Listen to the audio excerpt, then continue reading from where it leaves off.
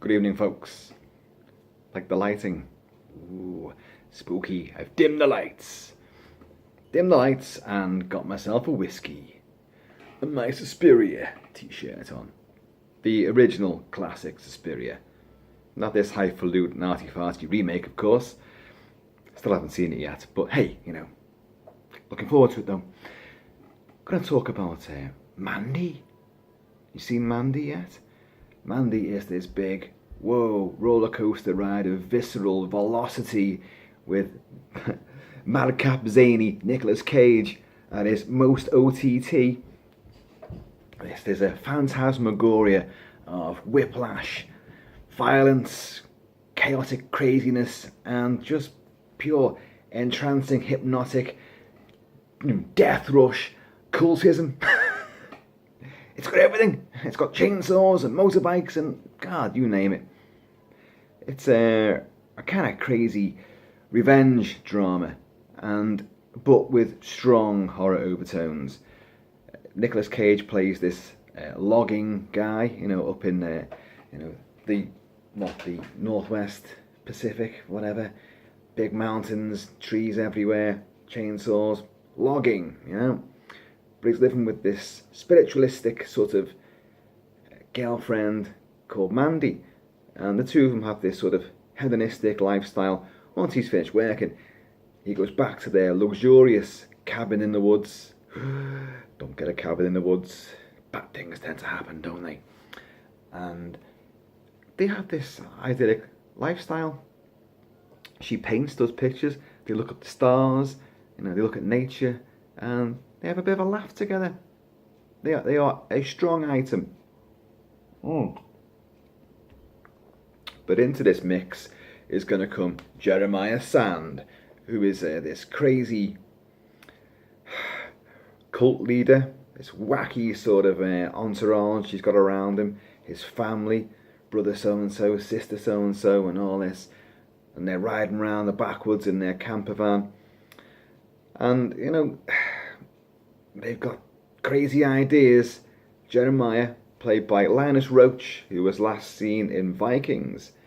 And for those in the UK, his dad is Ken Barlow in Coronation Street. Yeah, William Roache, that's this guy's dad. And he's a great actor. He's drawn to, controversial roles. He played, what was it, in that film Priest, wasn't he, a paedophile priest? I could be wrong about that. He was definitely a dodgy priest. But he's a great actor. And he donning long blonde wig in this and spouting lots of crazy, hypnotic, bizarre, wacky talk. He has his brethren. But these guys are dangerous and they spy Mandy, who's played by Andrea, what's her name? Andrea, can't even see it. Riseborough. Andrea Riseborough. Here's the film. On Blu-ray. And in the UK it's an HMV exclusive on Blu. They spy her, walking down this country road, and straight away Jeremiah Sands feels like this strange connection to her. They must be together. So he must send out his emissaries to go and get her. And this weird thing is that they have this horn of Abraxas or some kind of Uxus thing. And he'll send his people out into the woods and they're going to blow this horn. And when they do, it's almost like the Cenobite biker gang from hell will appear. And they do. And these are leather-clad, faceless, demonic entities with spikes driven through them. They feel no pain. They know no bounds when it comes to violence and torture.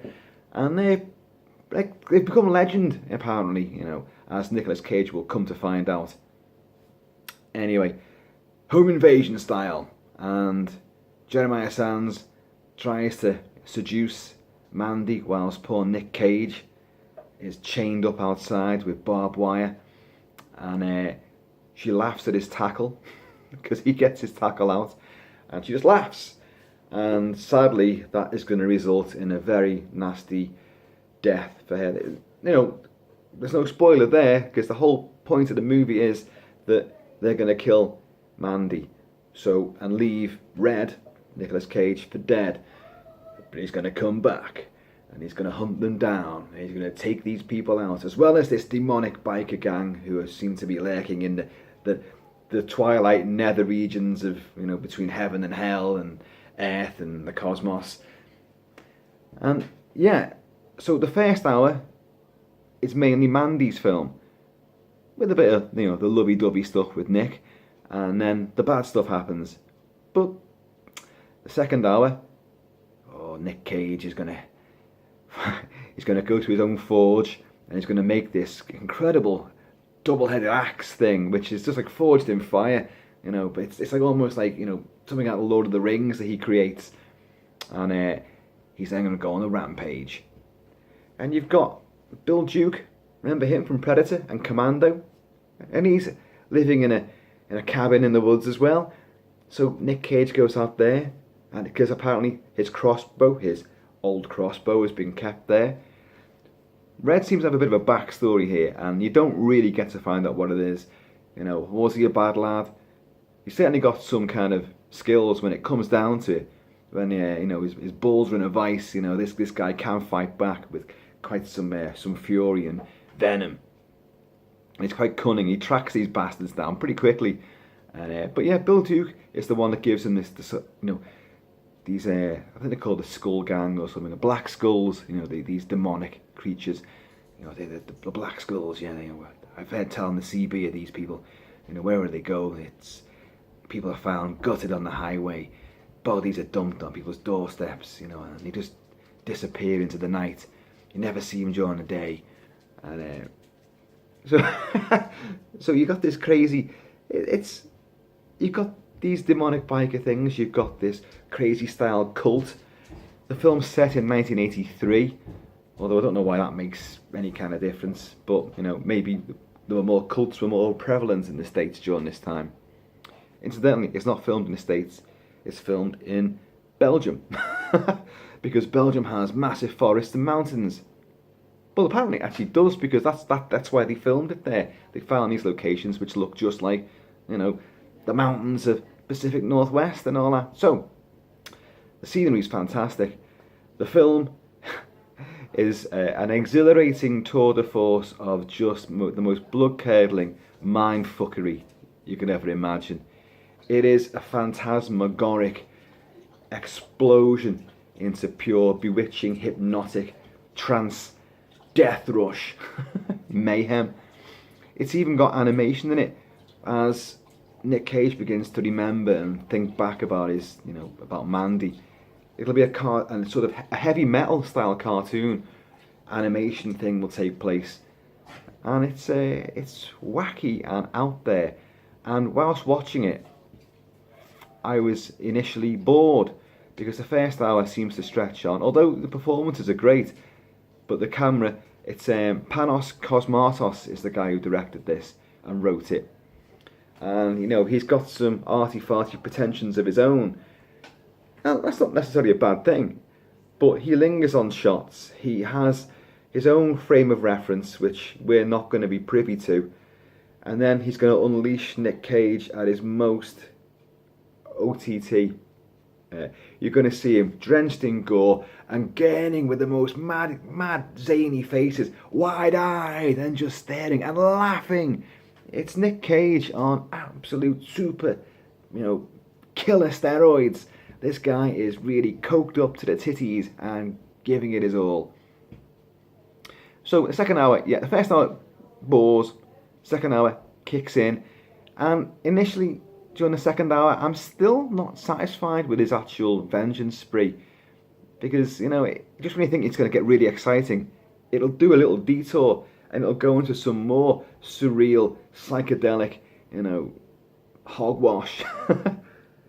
And then, as the film kicks into its final stretches, I began to suss on what was going on. And I don't want to sit here and go like, oh yeah, but you've got to get it. You've got to get it. There's another layer. No, there isn't another layer. What there is Panos Cosmatos is a lover of genre movies. And as he's actually said, You know, he used to go into video libraries and look at when he was too young to watch these films and see these amazing artistically rendered poster covers on the boxes, and just think, oh, you know, what's that film about? And they'd read the back of the box, and it'd just give a tantalising glimpse as to what the plot and the idea of the film was, and he had to make up his own version in his head. So with this, it's like a crash course collision of all these dreams and ideas that he's had whilst younger, of what he wants to see in a horror movie. So you're going to have crossbows and spiked demons. You're going to have a chainsaw duel, one with a chainsaw, like the blade's like that long, and poor Nick Cage got a chainsaw that long, and that's crazy. You've got severed heads, you've got burning bodies, you've got all sorts of, you know, vicious craziness going on. And once you realise what he's going for, that it's just a stew of all the things he's been into, just finding their own sort of outlet in this explosion of colour and visual excess. You know, story takes a back seat.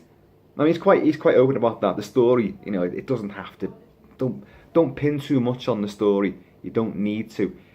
The story's just the basic threadbare idea, and it's the things that happen around it, the little detours and diversions that the characters take that make it worthwhile.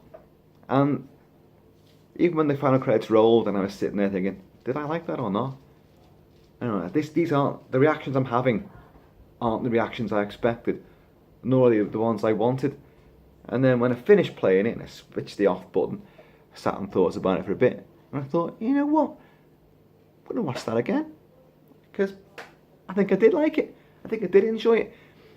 It's not, don't go in expecting this is an all-out horror film in the traditional sense. It isn't.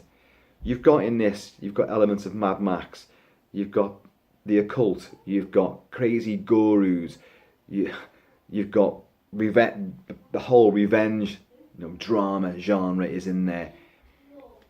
Outdoor survivalism, you know, chases and all sorts. But you've got lots of meandering, transcendental moments of meditation and weird at oneness with nature, you know, and crazy. Oh, I don't know. The whole cult element is daft because Jeremiah Sands, he's vulnerable.